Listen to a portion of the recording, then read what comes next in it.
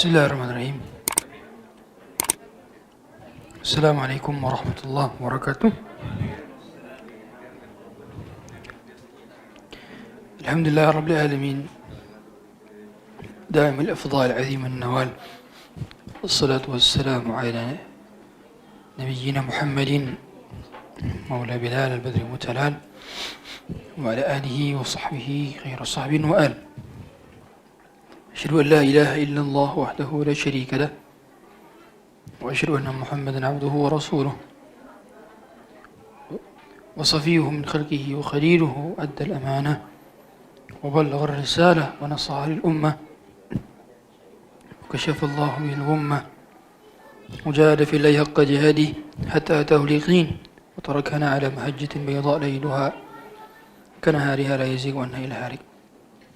اللهم فصل وسلم وزد وبارك وأنعم وكرم ومجد على عبدك ورسولك محمد صلى الله عليه وآله وصحبه وسلم. Hadirin hadirat Allah SWT, kita melanjutkan kembali dalam pembahasan di sesi ke-6 pada rangkaian daurah fikih muamalah dan ekonomi syariah tentang formula akad syariah atau jenis-jenis akad di dalam Islam. Yang mana dalam Islam kita tahu bahawa ada beberapa akad-akad yang menjadi panduan untuk bisa kita gunakan di dalam kontrak kerja, bisnis yang memang terkait dengan professionalism antara sesama. Di antara akad itu ialah akad-akad yang terbagi ke dalam beberapa hal. Secara umum, akad terbagi menjadi 4. Pertama ialah akad muawadat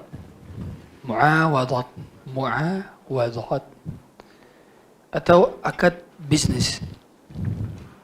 Aqdul muawadat, akad bisnis. Yang kedua, akad tabarruat. Akad tabarruat atau akad sosial. Akad muawadat, akad tabarruat. Oh, betul. Ada pen, spidol?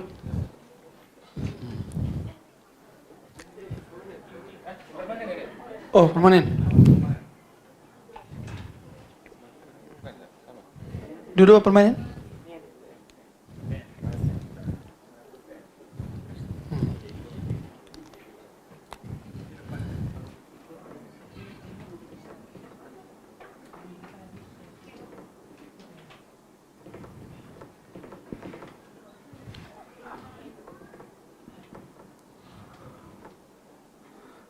المعاوضات،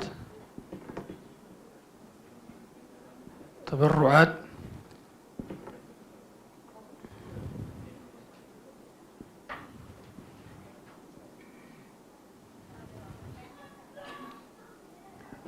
الإرفاق،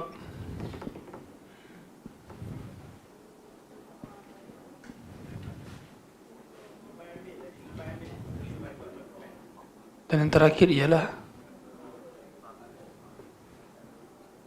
ad-dhaman, ad-dhamanat.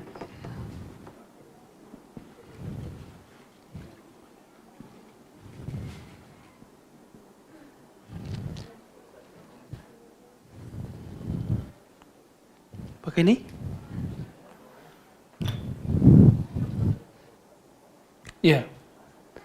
Akad al-muawadat ialah akad bisnis. Tabarruat ialah sosial. Akad infak ialah akad tambahan atau additional. Kenapa tambahan atau ya, tambahan cukuplah. tambahan. Kemudian domanan akad jaminan.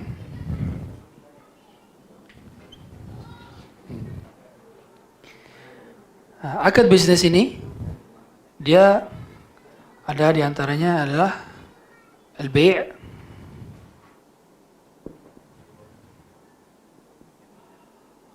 al-ijarah.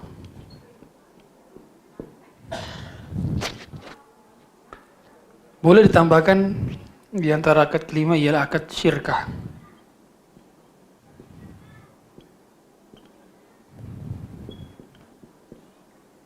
Ini adalah partnership.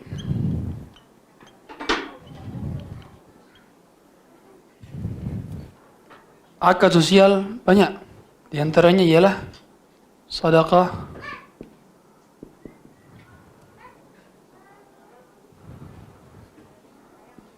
hibah, kemudian apa lagi? Wakaf. Banyak ya ini ya, turunannya. Bahkan juga termasuk ke dalam hal ini ialah hadiah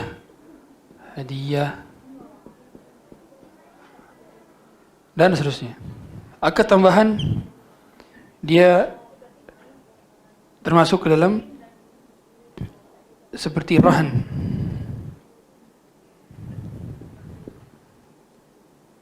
Rahan itu kolateral atau barang jaminan.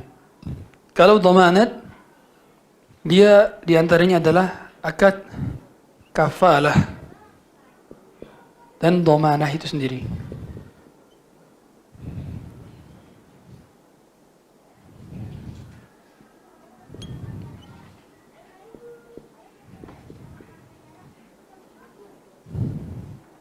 Kafalah penjaminan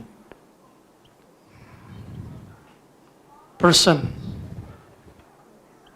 Adapun dhamanah penjaminan hutang. Penjaminan objeknya. Kalau kafalah penjaminan orangnya, orang yang berhutangnya. Kalau dhamanah penjaminan objek hutangnya. Jadi kalau misal ada orang yang berhutang kepada kita tanya siapa yang akan menjamin kamu kalau kamu nggak bayar? Oh ada A, pihak A. Nah kalau A hanya bertugas untuk mendatangkan pihak yang berhutang saja, maka dinamakan kafalah. Kalau A bertugas nanti bukan hanya mendatangkan saja, tapi juga membayarkan hutangnya. Kalau tatkala si A ini tidak mampu bayar, maka dia jadi dhamanah. Kafalah dhamanah. Makanya kalau ada orang yang kerja di Saudi sebutnya kafil. Karena dia menjaminkan keberadaan orang ini tatkala kenapa-napa. Dan dia menghadirkan orang ini tatkala dia kena pidana. Cari sama dia. Dia menjadi penjaminnya. Kafil namanya. Di antara akad syirkah ialah musyarakah. Al-mudharabah.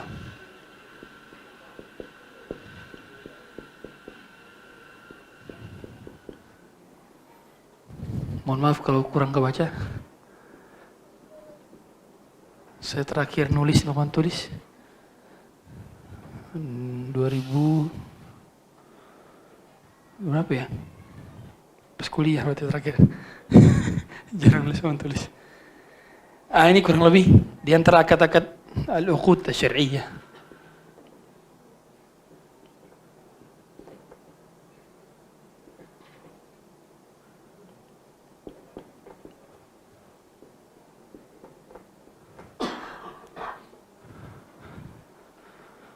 Akad-akad syariah.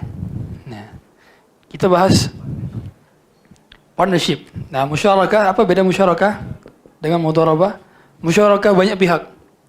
Banyak pihak dia punya saham masing-masing.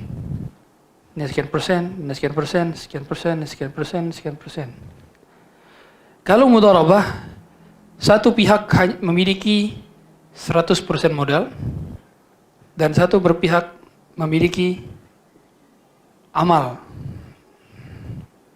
Yang satu punya saham, yang satu punya kinerja, tapi mereka bagi hasil sekian persentase. Nah, adapun musyarakah, banyak pihak yang punya saham. Jadi ketika satu perusahaan sudah dimiliki oleh dua pihak, berarti kategorinya mudharabah atau musyarakah? Musyarakah. Karena mudharabah hanya satu pihak saja yang punya perusahaan tersebut. Dan dalam pembagian mudharabah ataupun musyarakah, pembagian bagi hasil antara kedua ini sesuai dengan kesepakatan atau dinamakan dengan hasbal ittifaq.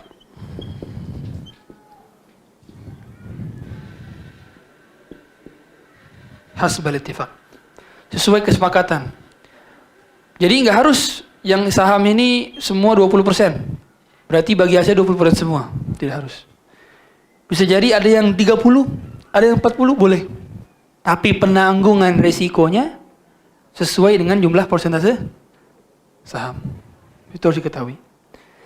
Nah, sama, ini juga dalam hal pembagian antara bagi hasil, ini sesuai dengan kesepakatan. Ya, boleh bahkan di sini dapat 90%, cuma 10% doang. Padahal dia punya saham 100%. Boleh. Karena bagi hasil itu kan, bagi hasil kan ketika ada margin. Nah, kalau rugi, yang nanggung kerugian berupa harta siapa? Ya, pemilik perusahaan investasinya ini. Kecuali dilakukan at-ta'addi wa taqsir namanya. At-ta'addi wa taqsir.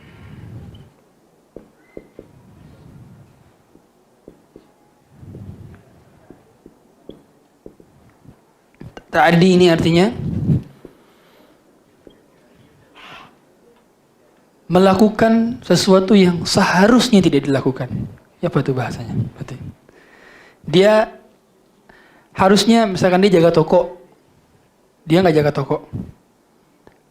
Dia harusnya tutup jam 8, tapi dia nggak tutup. Dia melakukan suatu hal yang harusnya tidak dilakukan.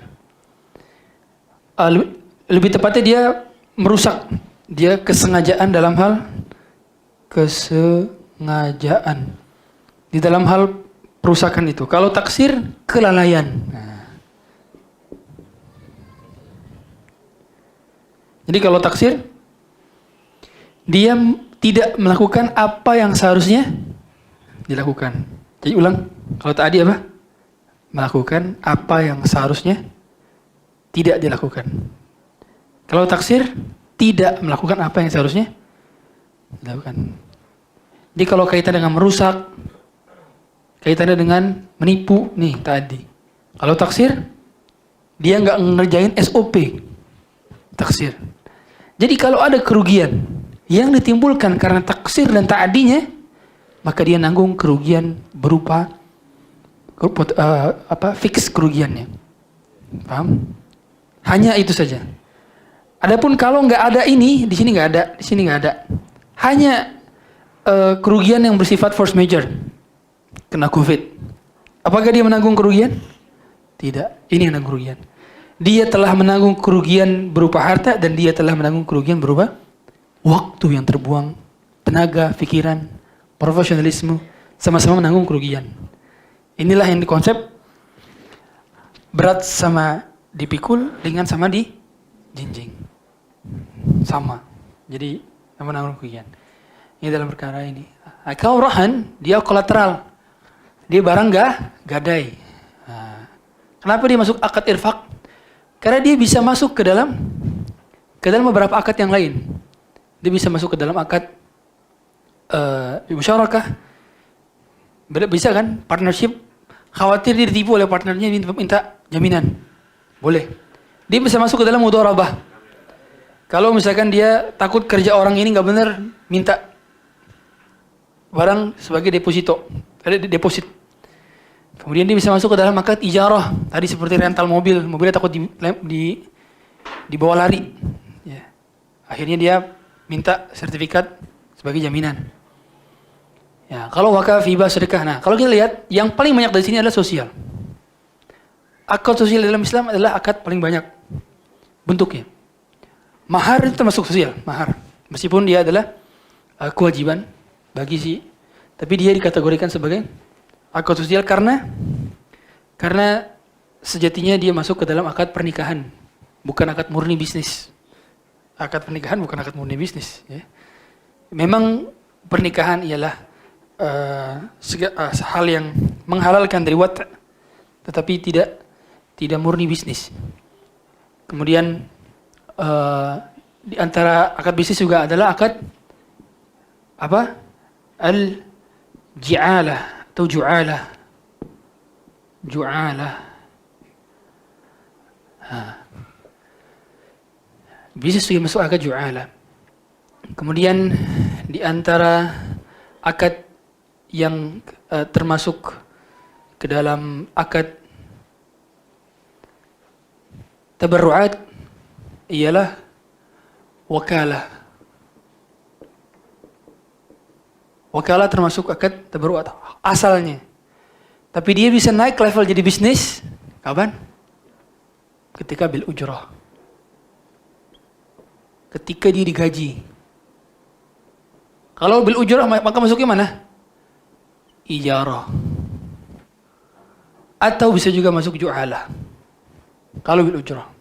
Karena dia representasi yang telah digaji.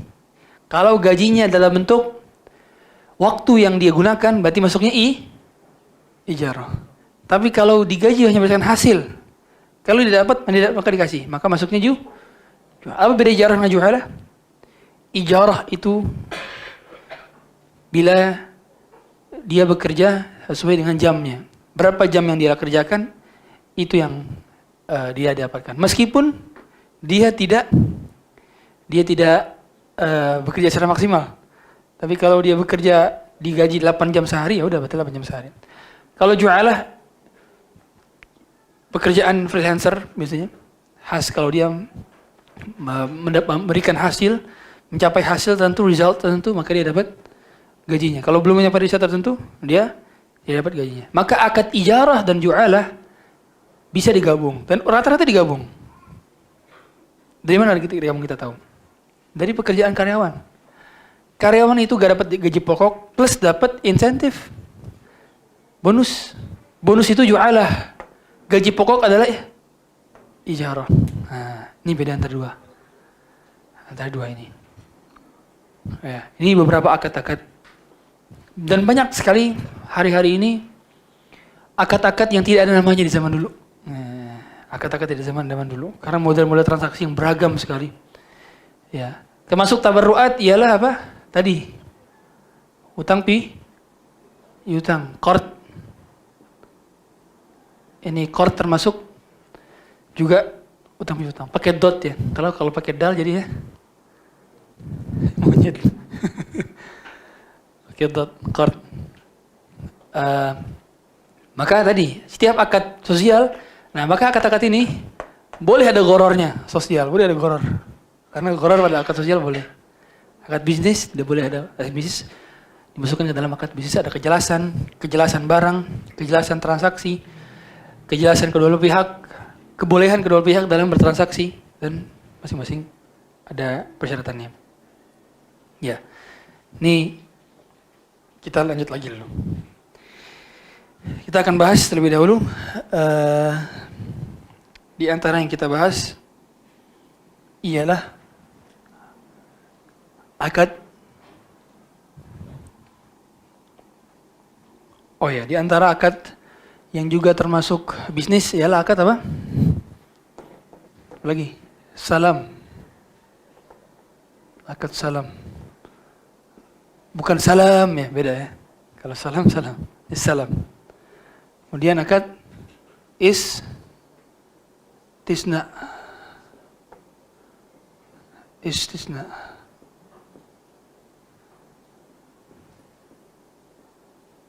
Istisna. Biar lebih bagus, jelas. Pakai ini aja. Pakai alif lam.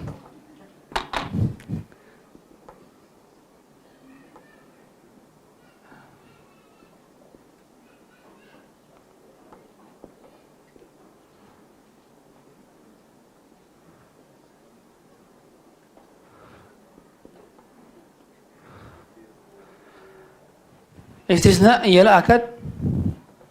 Dua-dua ini ialah pre-order. Tetapi kalau salam barang sudah jadi, ready. Ini butuh production. Aduh, bismillah. Butuh produksi. Maka kalau salam pre-order apa contohnya? Kurma, kambing, apa lagi yang udah jadi di pasaran. Barang-barang yang udah jadi di pasaran, just tip model-model barang yang udah jadi itu pakai akad salam. Adapun istisna barang yang butuh proses ketika diorder. Contohnya pesan rumah, bikin kue, pesan kue custom, pesan baju custom. Ya, apalagi banyak ya yang butuh proses produksi. Furnitur yang kita pengen custom modelnya, itu istisna.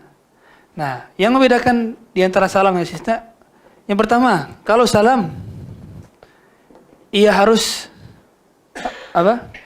Harus full payment. Full payment. Sedangkan istisna tidak.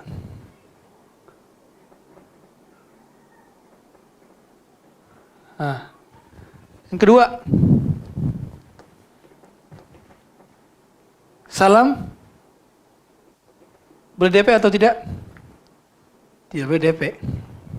Kalau istisna boleh. Kan DP itu kan lawan dari full payment sebenarnya. DP itu down payment. Saya nggak tahu bahasa Malaysianya apa. Deposit sama ya. Tapi dalam hal muamalah beda. Antara deposit dengan DP itu beda sebenarnya. Karena deposit kalau dalam bahasa Indonesia itu bisa kembali. Bisa kembali. Kalau DP itu nggak bisa kembali. Apa yang lebih tepat? Sama, deposit juga. Hah? Uang muka, ya duit muka. Itu DP. Kalau deposit dia bisa kembali. Apa hukum DP? Apa hukum down payment? Down payment itu dalam istilah fikih muamal dinamakan dengan urbun. Urbun.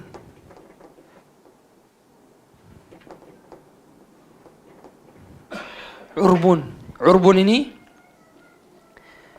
dia mengambil uang karena ada opportunity cost yang punya potensi hilang ketika dia nggak dibayar oleh orang ketika dia punya barang. Ya, kalau orang nggak jadi pesan maka dia jadi hangus. Nah, pada saat dia nggak punya barang, boleh nggak pakai down payment? Tak boleh. Saat dia tidak punya barang, contoh, ada orang pesan barang ke saya. Saya butuh pesan dulu kan ke orang. Saya nggak punya barang. Maka saya tidak boleh menarik down payment. Saya bisa tarik deposit. Tapi down payment tidak. Nah, beda. Karena deposit, uangnya kembali saat barangnya nggak ada. Ya. Atau saat dia nggak jadi beli. Tapi kalau down payment, dia bisa hangus. Kalau orang itu nggak jadi beli. Nah, ini berbeda antara down payment dengan deposit. Bismillah. Ya. Kemudian di antara pembeda antara salam dengan istisna ialah pembayaran di depan ataupun di belakang. Kalau salam dia harus di depan. Kalau istisna boleh saat pelunasan saja. Salam boleh di depan, istisna tidak harus. Sebab akad istisna ini dulu di zaman salaf tak semua sepakat boleh. Tak semua sepakat boleh. Ada beberapa ulama yang tidak sepakat. Ya. Tapi diperbolehkan karena hajatnya. Dan ada hadis yang dipersisikan apakah Nabi pernah melakukan pembuatan cincin. Cincin lo itu kan dipesan dan custom. Dan itu termasuk akad istisna sejatinya karena kenapa sebagian ulama melarang? Karena bayar di belakang, barang di belakang. Boleh demikian. Sedangkan ia termasuk ke dalam jual beli hutang dengan hutang.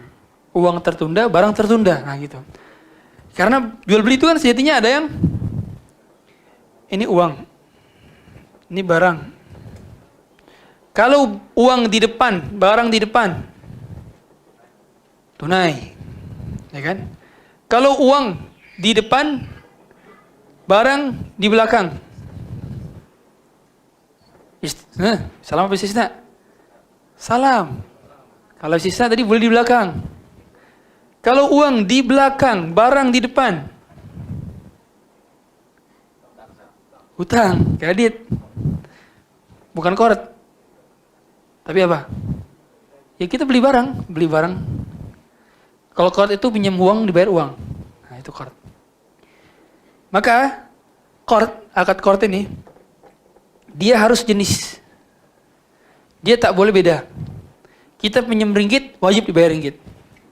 Tak boleh beda rupiah. Kecuali kesepakatan nanti saat pelunasan. Saat kita mau bayar, ternyata, wah saya nggak ada ringgit, mau nggak dibayar rupiah? Boleh. Saat pelunasannya. Tapi kalau sejak awal, tidak boleh. Nanti akan jatuh ke dalam riba nasi'ah.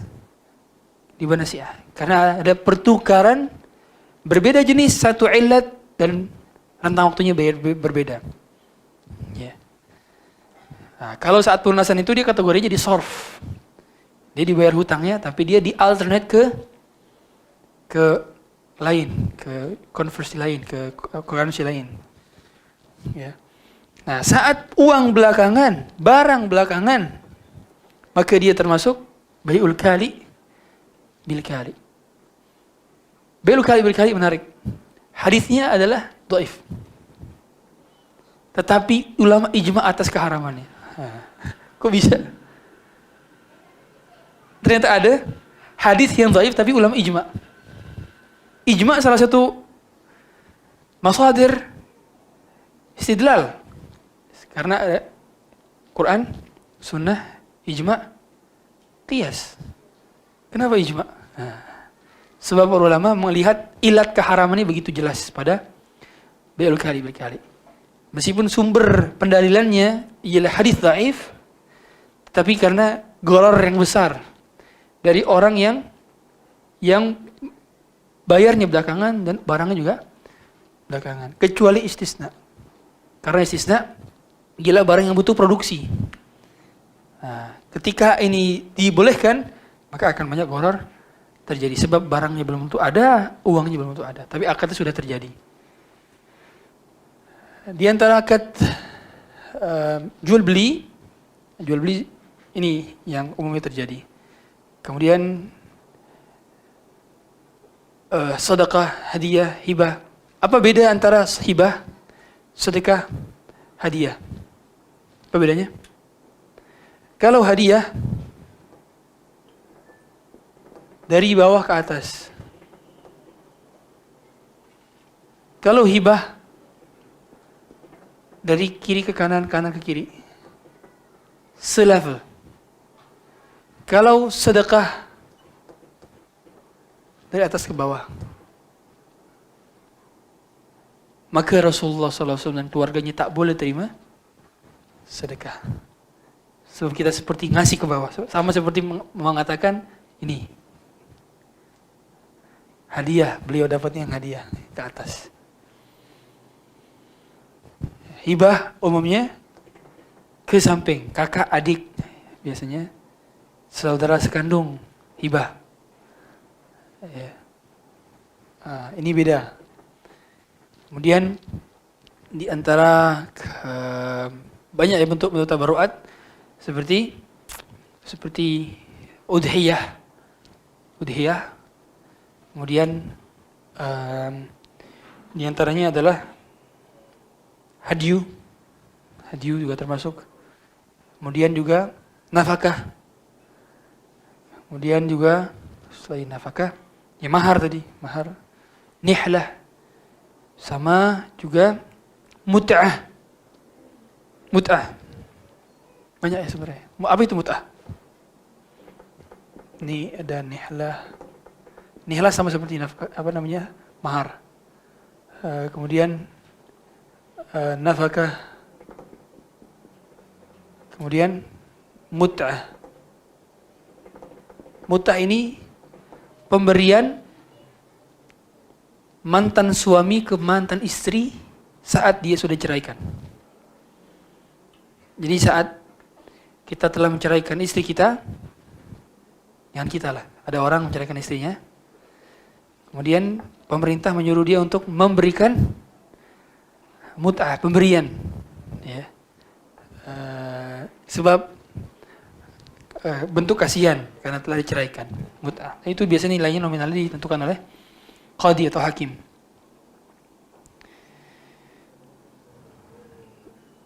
Kala sudah ijarah zawajiyah. Nah, di antara juga termasuk akad tabarruat, apa? Tabarruat lagi. Wadi'ah.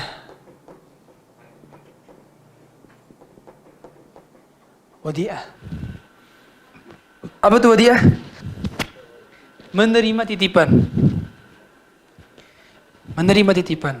Macam mana menerima titipan? Menerima titipan itu seperti yang dilakukan oleh Nabi SAW. Beliau itu jadi penerima titipan, dan orang-orang yang menerima, yang memberikan titipan itu, mereka pagi harinya menghina Rasulullah SAW. Sorenya nitip, siangnya mereka nitip, malamnya mereka menghina. Wadi'ah. Apa beda wadi'ah dengan qard? Kalau wadi'ah, maka si penerima titipan tidak bertanggung jawab terhadap kerusakan barang yang bukan karena dirinya. Dia tidak doman. Contoh, dia sudah taruh titipan itu di berangkas.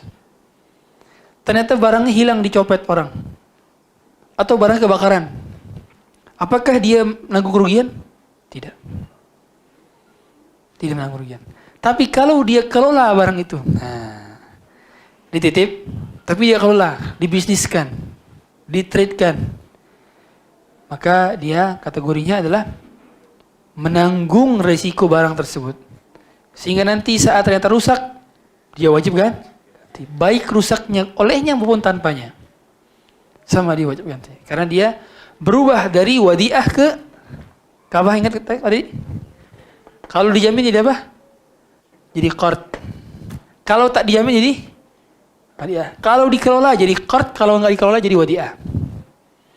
Harta yang dititipkan orang-orang kepada Rasulullah SAW dikelola atau tidak? Sama Nabi SAW? Tidak. Nabi taruh dan Nabi kembalikan. Dalam bahasa lain, beliau dulu adalah safe deposit box gratis. Bayangkan ada safe deposit gratis yang kalau kita taruh, kapan barang-barang berharga habis pulang bawa emas, taruh ke beliau. Nah itu kayak gitu. Jadi dulu tuh seperti itu. Abu Sufyan, Abu Jahal, kawan-kawannya, kalau habis pulang dari dagang, mereka banyak dapat perhiasan. Kalau mereka taruh rumah bisa hilang. Mereka taruh safe deposit box yang berupa manusia. Dia adalah Rasulullah SAW. Itu seperti itu. Makanya sampai beliau suruh Ali bin Abi Thalib untuk tidur dulu sebagai beliau 3 hari, 3 malam untuk mengembalikan barang-barang safe deposit box ya. Perhiasan dikembalikan. Dicari lagi nasabah-nasabahnya. Nih, kasih. Padahal nasabahnya telah menghina beliau sallallahu alaihi wasallam. Ya, wadi'ah. Itu beda wadi'ah dengan qard.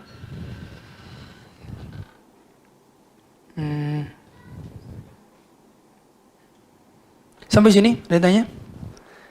Karena ini pelajaran 8 semester jadi setengah jam.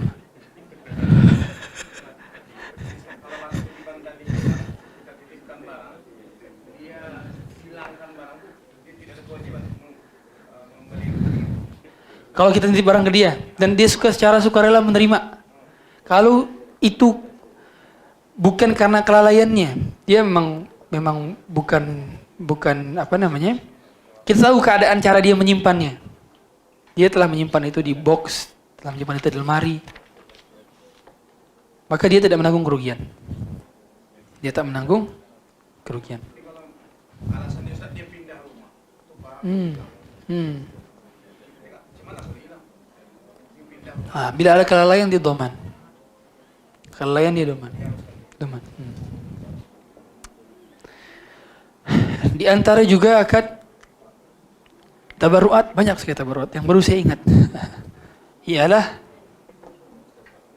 i'arah. Apa itu i'arah?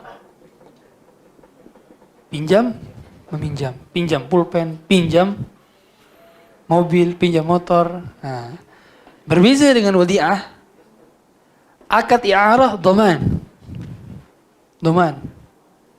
Jadi saat benda itu kita pinjamkan kepada orang dan orang ini menggunakannya ternyata rusak, baik rusaknya karena tertabrak dia maupun ketabrak orang, dia wajib menanggung kerugian. I'arah ada doman. Kalau wadi'ah tak ada doman. Kenapa kok beza? Kenapa? Karena i'arah ada manfaat yang dihasilkan darinya. Sedangkan wadi'ah ada manfaatnya gak? Gak ada. Karena gak bisa digunain. Barang itu diam dia stay. Dia gak bisa digunakan. Kalau i'arah dimanfaatkan, maka dia doman. Jadi kalau saya pinjamkan pulpen ke antum, ternyata pas digunakan patah, cekrek, buat doman. Ini secara hukum qadhi ya. Hukum qadhi itu doman, antum ganti. Tapi secara hukum sosial, malulah kita ganti. Udah gak apa-apa. Gak apa-apa, pulpen saya masih banyak. Nah, seperti itu.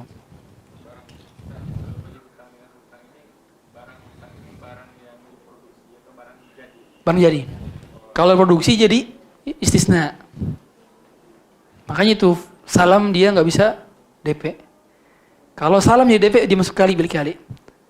Karena barangnya sudah di belakangan. Kalau uangnya juga belakangan, sama dia berkurang dengan hutang. Gitu ya. Dan kenapa salam diperbolehkan? Kenapa akad salam diperbolehkan? Akad salam diperbolehkan. Dulu Nabi SAW itu nggak pernah tahu salam di Mekah. Nggak tahu ada salam. Sebab di Mekah nggak ada kurma. Nggak ada pohon kurma. Dan akad salam biasanya pre-order kurma saat itu. Maka Nabi melihat orang-orang di Madinah ini menggunakan akad salam untuk memesan kurma-kurma mereka. Maka beliau beri aturan. Kata beliau, man aslafa fi syai'in fa fi kailin ma'lum wa waznin ma'lum ila ajalin ma'lum. Beliau sampaikan, siapa yang mau menggunakan akad salam, maka harus fi kailin ma'lum wa waznin ma'lum. Ukurannya jelas, timbangannya jelas. Dan tenggat waktu penyerahannya juga jelas. Nah, kejelasan inilah yang menjadi pengurang daripada ghorornya. Sebenarnya asal akad salam itu ghoror. Kenapa? Karena kan belum pasti barangnya diterima, sedangkan uangnya sudah pasti di depan. Uangnya sudah dibayar, barangnya belum ada. Sebenarnya kan begitu. Belum pasti ada. Apa yang sudah pasti ada? Nah, makanya di antara persyaratan salam ialah ia harus memenuhi persyaratan al-adadiyat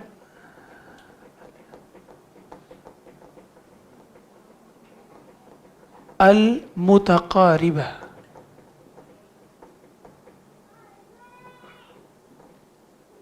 Al-adadiyat al-mutaqaribah.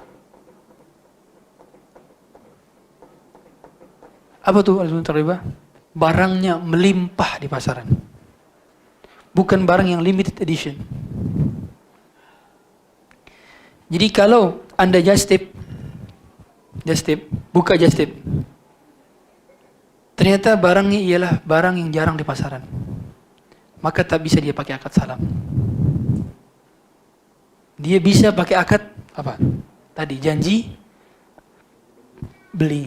Nanti saya belikan dulu, setelah saya pegang bendanya baru saya akad dengan engkau. Nah, itu janji beli. Sebab barang yang tidak banyak di pasaran berarti menjadikan chance gharar salam lebih besar. Sedikit di pasaran. Sedangkan uangnya udah di depan. Nah, itu dia. Salam. Dan di antara akad, kenapa salam dibolehkan? Karena ada kemaslahatan bagi para pengusaha yang tidak punya modal liquid. Tak semua pengusaha punya modal liquid, punya fresh money. Kadang dia butuh fresh money. Bagaimana cara dapat fresh money? Caranya dia dapat modal dari orang dan tinggal dia belikan. Apa manfaat bagi orang yang ketika pesan di awal? Lebih murah barangnya, betul. Pre-order itu lebih murah barangnya daripada barang yang sudah ready stock. Nah itu maslahatnya berdua pihak. Karena ada kemaslahatan ini, maka diperbolehkan salam. Itu. Kata ulama hikmahnya yang demikian. Mengapa Nabi tidak melarang salam? Padahal gharar. Karena maslahatnya begitu banyak. Pre-order. Allah. Ustaz, kalau ada kasus just tipper, pembeli memesan barang dari luar negeri. Contoh Malaysia. Waktu kita minta deposit dari customer, setelah itu just tipper dari cari barang dan membelinya. Setelah dibeli Indonesia, just tipper meminta pelunasan kepada customer, apakah dibolehkan? Customer boleh meng-cancel dan just tipper akan mengembalikan uangnya setelah barang yang dia pesan terjual. Tadi, kalau depositnya ialah bisa dapat dan dikembalikan sebelum kita beli barang, artinya gini, deposit itu saat kita belum punya barang, maka dia punya klausul dia bisa dikembalikan kapanpun customer meng-cancelnya. Itu deposit. Beda dengan DP, tadi DP. Down payment. Down payment itu saat sudah punya barang, dia DP, cancel, hangus DP-nya. Beda ya. Tadi. Intinya adalah dia sudah punya barang atau belum. Kalau sudah punya barang maka hanya boleh, kalau sudah punya barang maka boleh pakai down payment. Kalau belum punya barang maka tidak boleh pakai down payment. Bolehnya pakai deposit. Dan deposit konsekuensinya adalah uang kembali. Atau disebut deposit itu seringkali disebut sebagai hamish. Hamish apa? Bukan Daud ya. Hamish jiddi ya.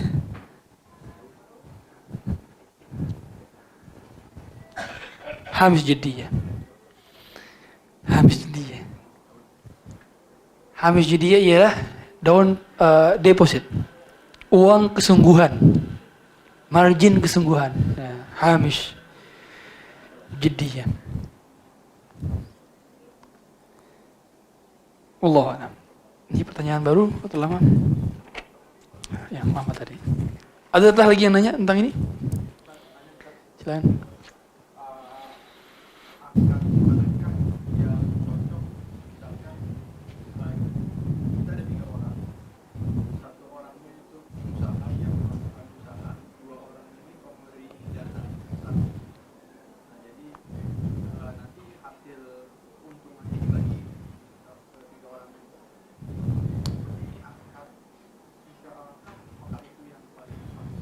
Ya, ada berapa pihak tadi? 3 orang? 5 orang. Yang punya uang siapa? Semuanya punya uang, tapi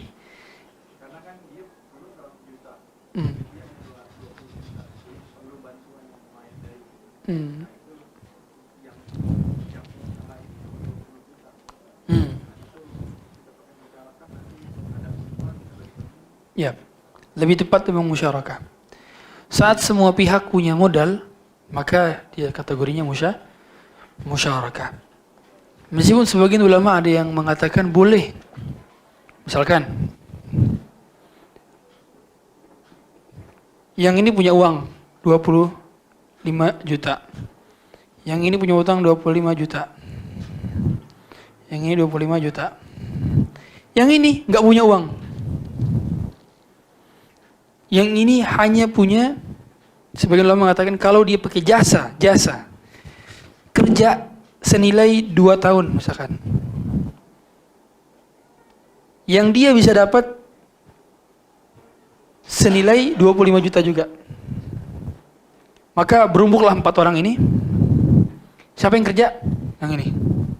Berapa saham dia? 25%. 25%.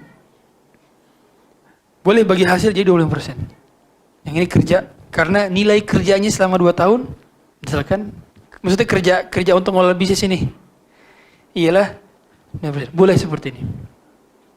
Meskipun ada sebagian ulama yang mempersyaratkan kalau ra'sul mal atau modal usaha itu wajib barang atau uang. Bahkan sebagian lagi spesifik harus uang, nggak boleh barang. Gitu ya. Tapi ada juga pendapat yang memperbolehkan. Lagi-lagi karena perkara syirkah itu perkara yang ditolerir model-modelnya selama tidak merugikan pihak yang lain. Ya. Kalau memang benar-benar dapat dikalkulasikan, ya, kerja gak usah 2 tahun, kelamaan misalkan. Kasihan ya, setahun aja lah kerjanya. 2 tahun 25 juta, kecil banget. Ya. Ya, berarti setahunnya kan sebulannya 2 juta misalkan, 2 juta rupiah. Ya masih di bawah UMR sih. Tapi nggak apa-apa. Dia ngejalanin itu bisnisnya. Dilihat berarti jam kerjanya, berarti dia digaji berdasarkan jam kerja. Boleh, jadi dia dapat saham 25%. Oh, kalau nggak mau, dia cuma jadi pihak yang kerja aja Ustaz, dia nggak usah dapat posisi saham. Ya sudah, berarti ini kan modalnya cuma bertiga nih, dapat 75 juta. Berarti masing-masing berapa? Kurang lebih. Masing-masing kurang lebih 33,3% kan? Ya kan? Masing-masing. Nanti mereka tinggal gaji nih, pihak di sini.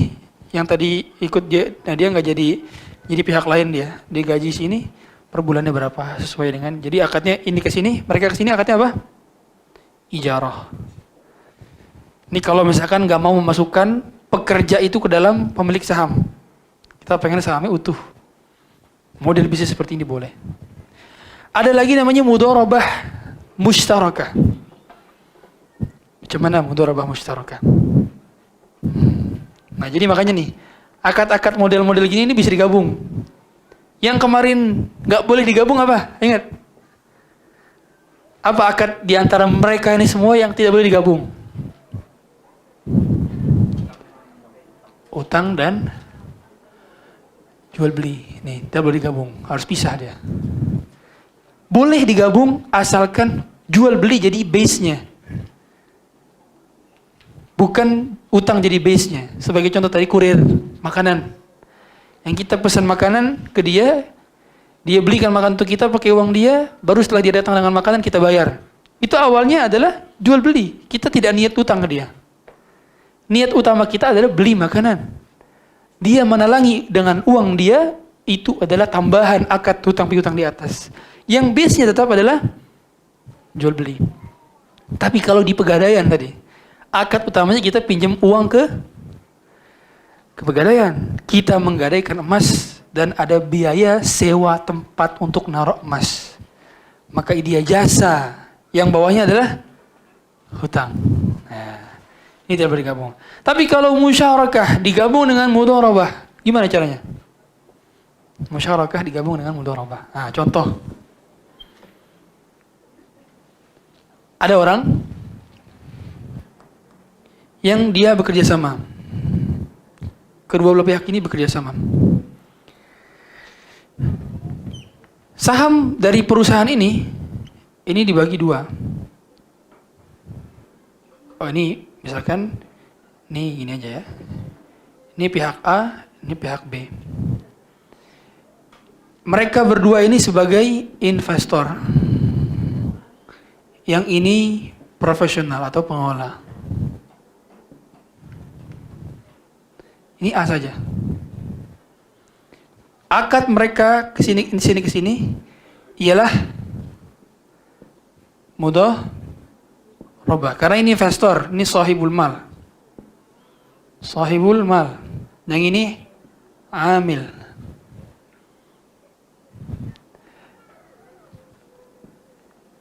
Jadi si pengelola punya saham sebagai investor. Tapi satu investor nggak ngelola. Gimana cara bagi hasilnya? Gimana cara bagi hasilnya? Bagi 3 langsung. Bertahap, nggak langsung. Jadi pertama, dari sini ke sini berapa bagi hasilnya? Katakanlah 50-50. Berarti mereka ini dapat 50, ini dapat 50. Baru dari sini dibagi 2. Ini 25, ini 25. Seperti ini dulu. Karena pembagian hasil yang diawali adalah pembagian antara sahibul mal dengan si amil. Investor dengan profesional. Setelah dibagi, baru uang investor dibagi 2 sesuai dengan pemilik sahamnya. Kalau di sini ada 4, berarti dibagi 4. Di sini ada 6, berarti dibagi 6. Paham? Itu namanya mudharabah mushtarakah. Ketika si investor ngerangkap sebagai sahibul mal. Ada lagi yang investor ngerangkap sebagai CEO. Nah, CEO. Di sini dia kategorinya bukan pakai mudharabah. Kalau mudharabah kan bagi hasil. Kalau CEO itu nggak harus bagi hasil. Kadang dia digaji oleh perusahaan. Nggak semua founder jadi CEO. Contoh, Gojek itu di-founderi oleh Nadiem Makarim. Sekarang jadi CEO-nya? Bukan.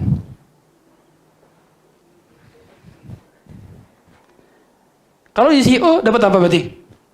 Gaji. Boleh digaji bulanan dia, boleh. Dia investor tapi gaji bulanan juga boleh. Asal akadnya terpisah. Gak gabung. Nah, jadi dia sebagai investor punya akad tersendiri, dia sebagai CEO ada akad tersendiri. Dan kalau ini berarti persyaratannya apa? Dia digaji berdasarkan jam kerja, job desk, bonus, tunjangan dan segalanya. Ada hak-haknya di sini. Kalau investor dia dapat bagi hasil doang, dividen tiap tahun, ketika tutup buku baru dapat. Ya, nah itu penggabungan akad-akad seperti ini umum dan lumrah sehingga bisa. Yang penting memahami konsekuensi masing-masing. Yang tidak boleh adalah, tidak boleh nih. Ini banyak investor sini, ada 9 misalkan investor A, B, C, D, investor. Satu investor dia pengen dapat pendapatan bulanan tanpa kerja. Namanya preferred stock. Dalam bahasa Indonesia namanya saham istimewa. Atau dalam bahasa Arab namanya al-ashum al-mumtazah. Saham istimewa. Jadi dia punya pendapatan bulanan, hatta perusahaan rugi dapat pendapatan bulanan juga. Ini kategori riba. Kenapa? Karena modalnya terjamin.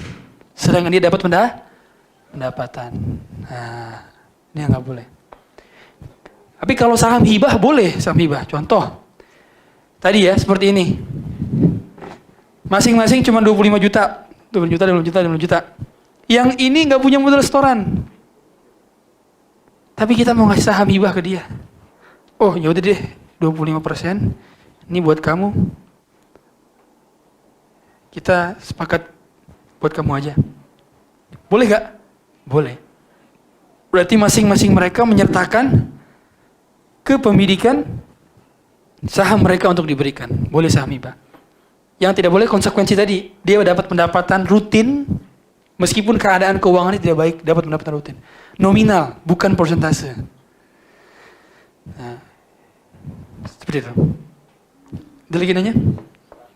Ada pertanyaan dari Mutawif di Saudi. Jadi Mutawif ini bertanya, dulu saya dikenalkan ke sebuah travel oleh seseorang. Kemudian ketika saya kenal dengan travel umroh tersebut, saya mendapatkan pekerjaan melayani jamaah.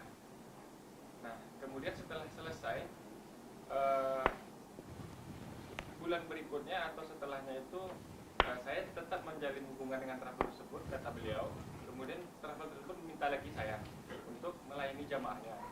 Nah, orang yang mengenalkan travel ini kepada Mutawif ini berkata, selama kamu masih berbisnis dengan travel ini, saya tetap akan mendapatkan persentasinya dari upah kamu tadi atau jasa kamu tadi, kata orang yang mengenakan tadi. Nah, jadi yang beliau Mutawif ini tanyakan, apakah seperti itu, Ustaz? Ataukah hanya di saat yang pertama kali saja gitu? Ya, yang benar tidak demikian. Artinya nggak ada sistem seperti itu ya. Karena kalau memang seperti itu sistemnya, jadi buat keagenan aja, dibuat outsourcing. Gampang dia buat perusahaan outsourcing, bawahnya Mutawif semua seluruh Indonesia. Mutawif di hire oleh travel tidak bergaji, perusahaan outsourcing jadi ada akad di awal. Ini kan tidak, hanya sekedar mengenalkan. Tidak ada akad tertulis maupun verbal yang dimana yang ngenalin itu referralnya dia dapat persentase. Bahkan bukan persentase di awal, persentase berlanjut. Gak ada. Ini zalim, dia namanya malak. Malak kategorinya. Karena tidak ada akad dan tidak ada kesepakatan sejak awal. Kalau mau dia bisa kayak gitu sejak awal sampaikan kan. Saya punya source of mutawif. Ini sudah saya train di mereka dengan baik. Saya sudah seleksi mereka dari fasih, bahasa Arabnya fasih, kemudian ilmu pengetahuan haji dan umrohnya baik, disilakan di hire. Tapi dengan syarat, nanti kalau kita gaji mereka, Anda gaji mereka, presentasi sebagian mereka ke kita. Ya udah itu, jadi outsourcing perusahaan halal. Halal dalam hal demikian, membeli kinerja orang untuk dipekerjakan di bidang yang lain, selama dia tahu dan dia sepakat. Boleh. Enggak ada, itu batil. Iya. Iya. Wallahu a'lam. Ada lagi? Ran. Ya. Tapi disyaratkan perlu isi minyak. Itu jadi kategori barter.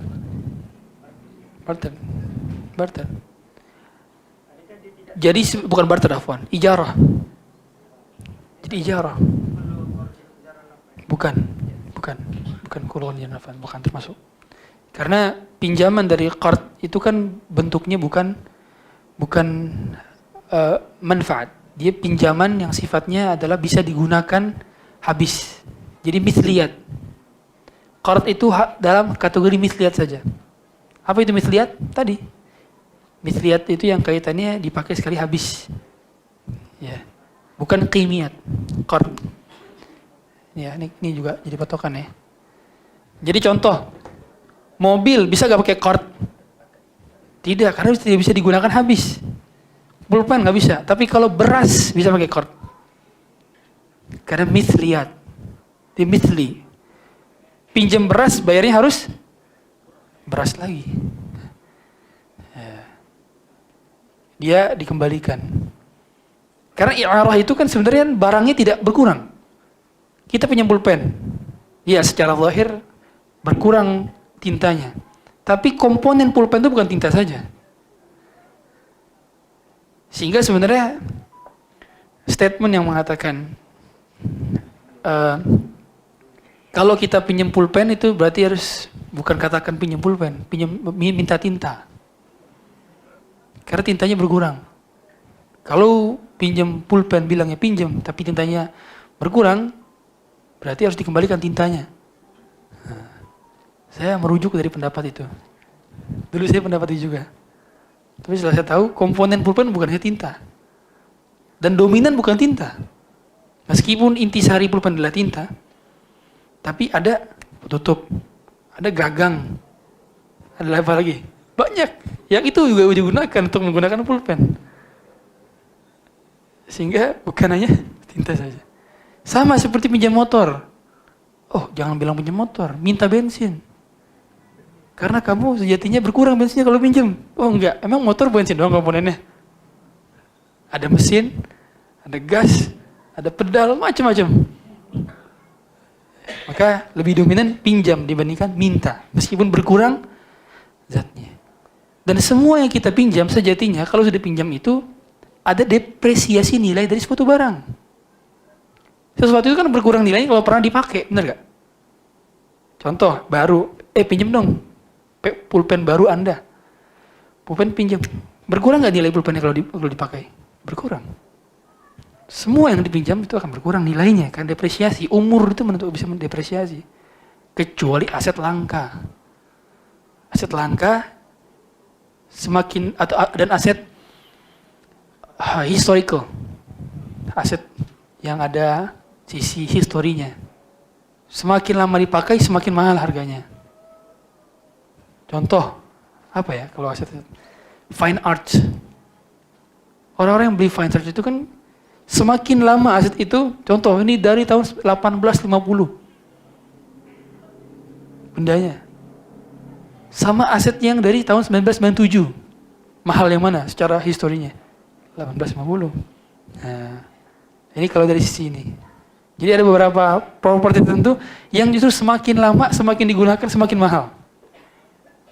Nah, nggak semua properti kayak gitu, ada depresiasi.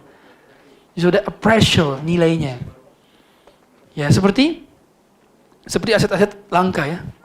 Aset-aset langka. Yang seperti jam tangan Rolex, yang limited edition. Beberapa mobil yang limited edition, cuman sekian ratus piece dicetak di dunia, diproduksi di dunia. Nah, semakin lama dia bisa semakin mahal nilainya. Wallahu a'lam. Kita punya motor nih, tapi orang tuh suruh isi bensin itu setelah kita menggunakan motornya. Kan kita mau menggunakan motor, isi bensin ya. Ya. Terus setelahnya disuruh isi lagi. Itu gimana? Ya itu jadi persyaratan ijarah. Jadi ada bayarannya berupa bensin. Ijarah, jasa. Kita pinjam motor itu jasa. Bayar awalnya kan i'arah. Ketika di persyaratan iwad dipersyaratkan bayaran, berarti jadinya apa? Ijarah. Sesuatu yang i'arah bila ada persyaratan bayar maka jadi ijarah, itu kaidahnya. Wajib ganti. Nah, karena beda dengan cerita. Kalau sudah jadi ijarah, yang nanggung kerusakan tanpa kesengajaan ialah pemilik barang, bukan si peminjam. Nah, beda tuh. Domainnya berpindah. Nih, ini antara beda. Mana kosong lagi? Nah, ini sini aja ya. Ini ijarah. Ini i'arah. I'arah tadi domannya ke siapa? I'arah, doman. Peminjam. Yang minjam itu yang nanggung. Peminjam ya. Peminjam itu penerima manfaat.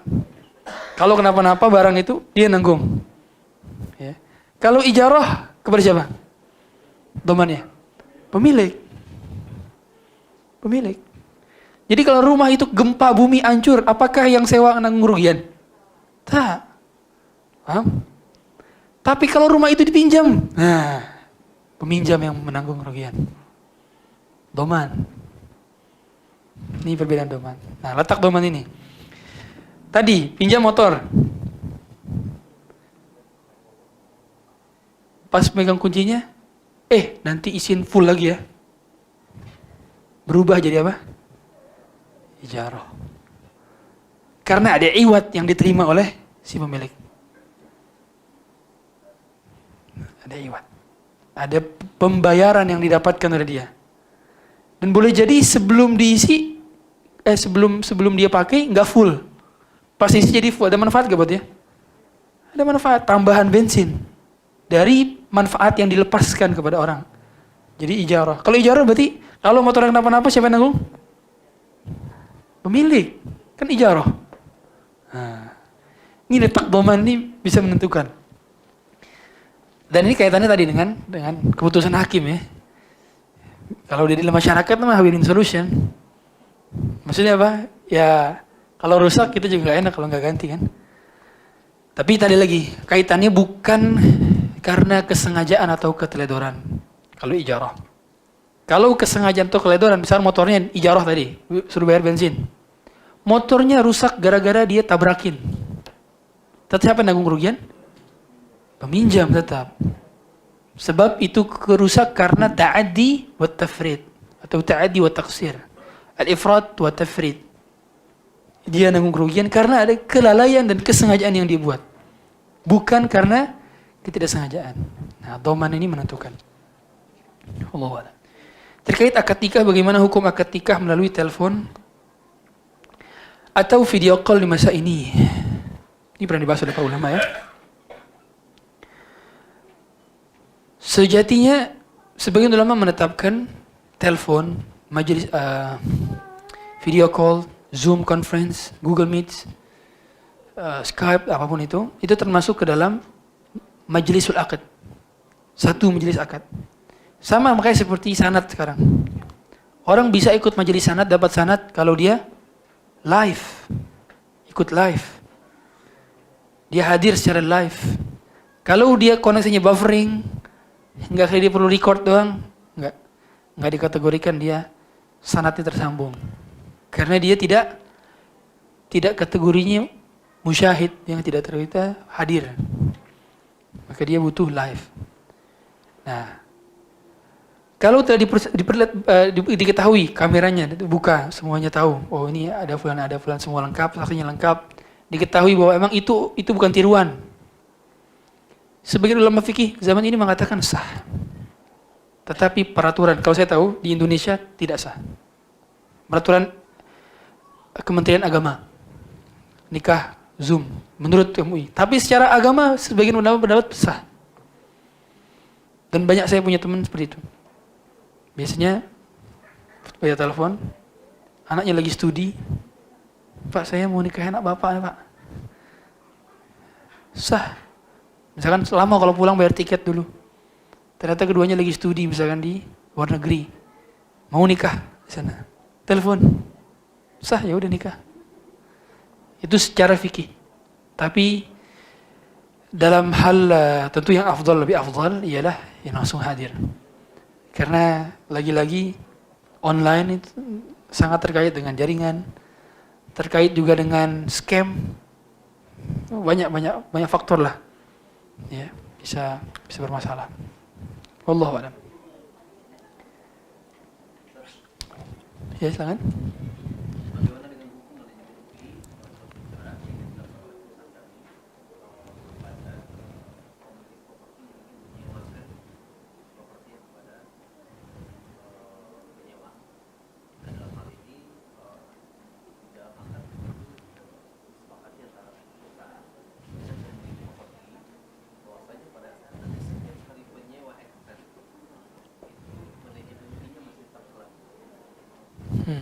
Manajemen fee ini cakupan kerjanya apa aja dia?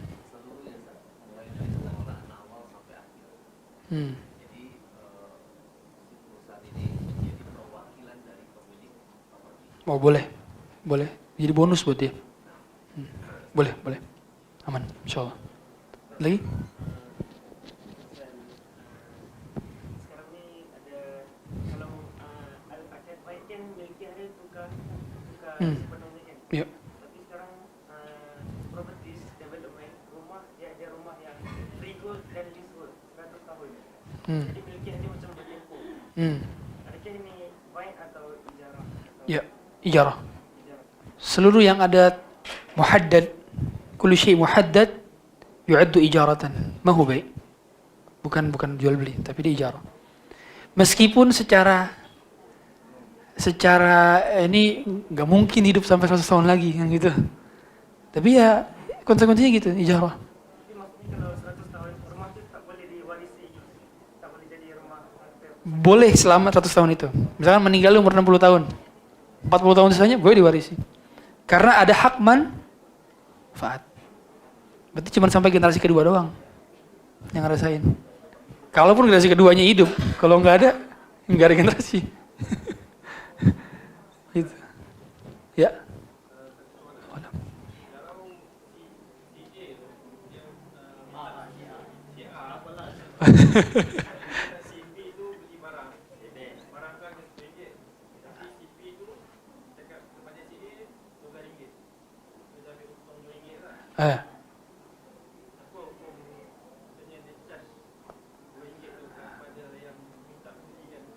Oh, minta belikan. Dia minta beli, tolong belikan ini. Tiba-tiba dia charge. Oh, sebelum dia beli kan? Dibeli dulu baru charge. Gharar itu akadnya. Gharar. Tidak layak diberi karena nggak dijelasin di awal. Kalau dia minta 2 ringgit. Dia minta awal sah. Jadi kafal wakala bil ujrah. Ya. Tapi kalau di akhir bilang gharar akadnya. Anda tak sampaikan di awal. Kalau sampai harga harus bagi tahu. Betul, harus bagi tahu. Sebab kita ada wakil dia. Kita bukan jual beli lepas. Kita tak miliki barang ketika itu kan? Maka kita harus bagi tahu dia. Nah, itu dia. Kalau dia sampaikan sejak awal, boleh. Tapi dia apa? Yang beri itu ditolak. Ya itu akadnya gharar jadinya. Gharar. Itu seperti dipalak saja kategorinya. Karena itu di luar akad. Coba kalau dia charge tiba-tiba 1.000 ringgit. Nah, tak mau kita kan? Yang kedua, si fee itu dipakai dengan penjual, yang komisi RM1 itu jadi dijual kepada Harus kasih tahu, harus beritahu. Dia harus beritahu kalau dia dapat charge RM2 dari penjual yang dibeli. Karena dia sebab dia wakil. Ya, dia hanya dapat commission saja. Segala sesuatu yang jadi wakil itu amanah. Artinya dia bai'ul amanah. Dia wajib memberitahu segala hal yang dia dapatkan dari profitnya, diskon dia ke penjual itu wajib dia beritahu. Karena dia wakil, wakalah. Wakalah representasi. Anda adalah perwakilan dia. Anda adalah dia sepertinya. Seperti dia yang berada lagi di pasar gitu kira-kira. Maka Anda wajib tahu. Nah, kalau tak mau tahu, maka bisa pakai akad salam. Sini saya berikan, tapi di markup dulu sama dia sejak awal. Tapi dia tak perlu beritahu berapa dia harga dapat asli. Contoh, dia tanya, berapa harga benda ini? Oh, harganya RM20. Sudah tahu di benak dia bahwa harganya RM10. Ya sudah, nanti dia mintalah RM20 dulu di awal karena akad salam. Harus diberi di awal akad salam uangnya. Baru dia cari, saya dapatkan, dia beri.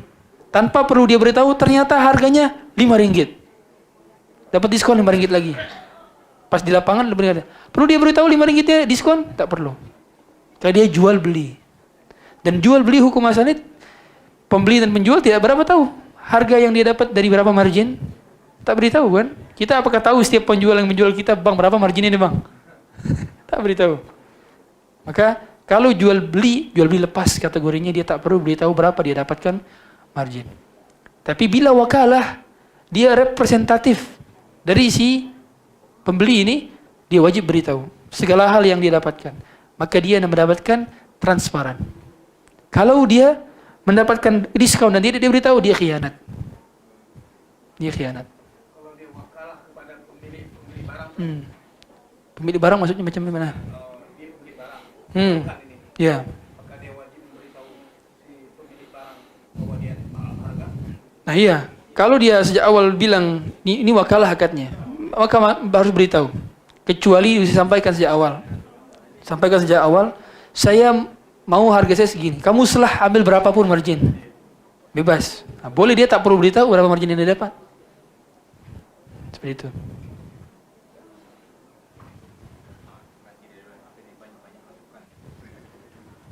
Kerja saya ini, saya ada kontraktor. Jadi kadang-kadang setengah owner dia panggil saya untuk memperbaiki satu masalah. Kata masalah pipa rumah dia atau lampu dia tiba-tiba nggak nyala.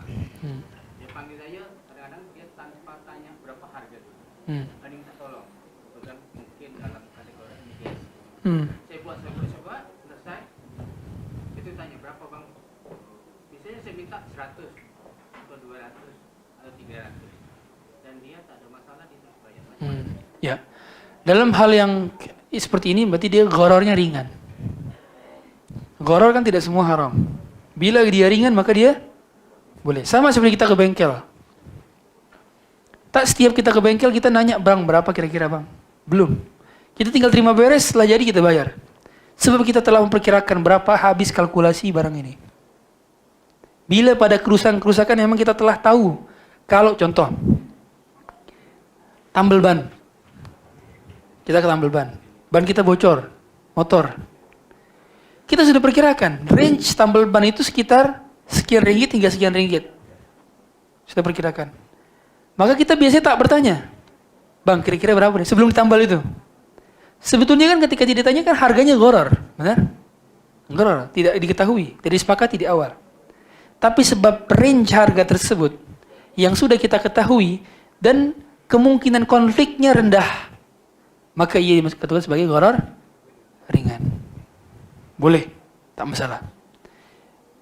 Apalagi kalau sejak awal memang kita tahu bahwa ini kita niatnya nolong, bukan bisnis. Kalau niat nolong tak perlu tahu beli harga karena niat nolong. Nah, beda cerita kalau memang itu bisnis dan diperkirakan kita bakal tahu berapa kita beri tarif, diberi tarif. Maka sebaiknya kita beri tarif sejak tahu harga di awal agar terhindar dari konflik. Maka minimal kalaupun terhindar daripada ini, minimalnya adalah pada perkara-perkara harga-harga yang sekiranya itu perubahannya signifikan, naik turunnya fluktuatif. Bolehlah kita beli harga, beli tahu. Wajib, asalnya demikian. Kita beritahu harga agar minimal range-nya. Ini sekitar segini sampai segini kalau kena. Agar dia nanti tidak muncul konflik. Terlebih kita tidak tahu customer. Kalau kita tahu customer yang ini sebenarnya tidak mempermasalahkan. Bolehlah, tidak masalah, kita tidak perlu beritahu harga.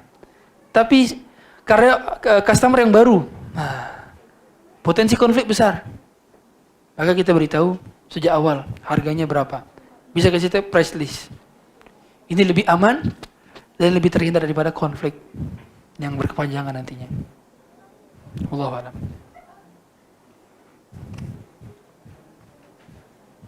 Ada lagi? Oh.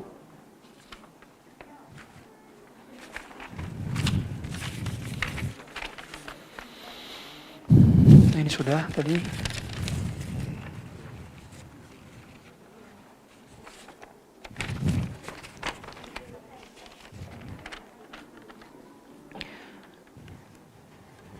Bismillah.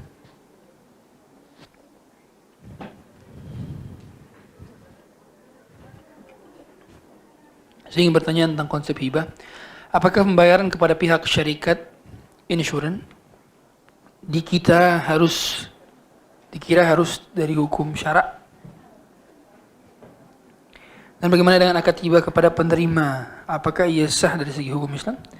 Jika penerima hibah itu istri, adakah uang hibah itu perlu proses faraid terlebih dahulu? Dan atau ia mutlak milik istri? Ini konsep hibah. Ini maksudnya dari pihak insuran kalau meninggal ya gitu ya? Bukan? Cuman. Oh, kalau misalnya suami meninggal nanti dapat. Oke. Lebih tepatnya kalau di Indonesia namanya uang pensiun atau uang kematian. Nah, uang kematian, uang pensiun yang diberikan kepada keluarga ialah bukan waris. Ia bukan waris. Sehingga tidak perlu dibagi-bagi dengan angka waris. Karena definisi waris adalah harta mayit sebelum meninggal. Harta yang dimiliki oleh mayit sebelum meninggal. Adapun harta hibah baru muncul setelah si mayit meninggal. Dia bukan ada sebelum si mayit meninggal. Harta ketika si mayit hidup itu harta waris. Ataupun harta pasca si mayit meninggal bukan harta waris. Makanya takziah kepada keluarga, uang untuk keluarga saat ada keluarga yang meninggal, karena kita ada orang meninggal. Kita kadang-kadang ngasih uang bukan untuk keluarga yang tinggalkan, itu bukan waris. Tergantung kepada siapa kita ngasih, itu untuk dia berarti. Sebab itu bukan harta si mayit sebelum meninggal. Nah, ini termasuk juga pensiun, uang pensiun biasanya untuk istri ataupun untuk anak, ya udah untuk mereka. Berarti kalau dia punya ayah tak dapat. Karena ayah tak diberi uang pensiun. Ayahnya si mayit maksudnya gitu. Dan dengan akad hibah kepada penerima, adakah ia sah dari segi hukum Islam? Maksudnya? Maksudnya apa? Kalau kita beli hibah, Beli hibah? ada program takabur. Oke. Judulnya ada akad pada istri penerima. Oh ya. Ini dalam penerima. Ya. Berarti itu kategorinya takaful aja. Hibah, dana hibah nanti pada saat diterima. Karena sama seperti sama seperti kita iuran. Kalau saya nggak tahu di Indonesia namanya apa ya. Di beberapa wilayah di Indonesia, termasuk daerah kami, dulu ada iuran kematian. Nah, iuran kematian. Akhirat kematian. Khairat kematian. Nah, kalau kita pakai uang itu, nanti jadi uang santunan kan? Apakah setiap kali orang santun ini dia berharap mati? Adalah saya berharap mati aja. Biar uang santunan ini balik lagi ke istri saya. Enggak, dia enggak berharap mati. Maka tujuannya bukan bisnis, bukan? Saat kita khairat kematian itu tujuannya apa? Sosial, ngebantu, halal berarti. Untuk orang dapat. Karena tujuan bukan bisnis. Itulah justru terpuji. Sebab dahulu kabilah Asy'ariyin, dari kabilahnya Abu Musa al-Asy'ari itu kayak gitu. Satu ketika terjadi pacaklik di kabilah mereka, maka mereka tidak punya stok makanan, digelarlah kain besar di tengah-tengah, maka ada orang yang boleh kasih roti kering satu, ada dua, ada yang tidak kasih sama sekali. Akhirnya ditutup, dihancurkan, dibagi rata. Nabi mendoakan kabilah Asy'ariyin karena mereka melakukan hal demikian.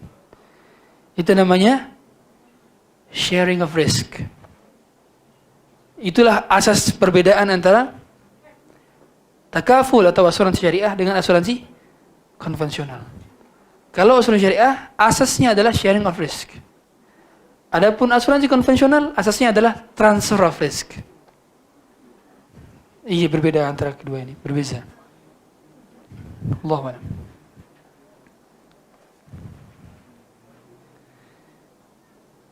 Cukup? Baik. Oh, last question. Pembelian emas secara online. Saya tak bolehkan. Khuruj min al-khilaf mustahab. Al-khuruj min al-khilaf mustahab. Selama pun kita masih mampu beli emas secara offline. Dan mudah bukan beli emas secara offline. Sama kemudahan beli emas secara offline maupun online. Maka pilih saja yang lebih aman dan tenang di hati kita. Yaitu langsung. Para ulama yang menyatakan emas itu kan bukan sebagai komoditas mata uang lagi hari ini. Tapi emas itu mansus. Ish ma'na mansus. Mansus ialah redaksinya ada di hadis.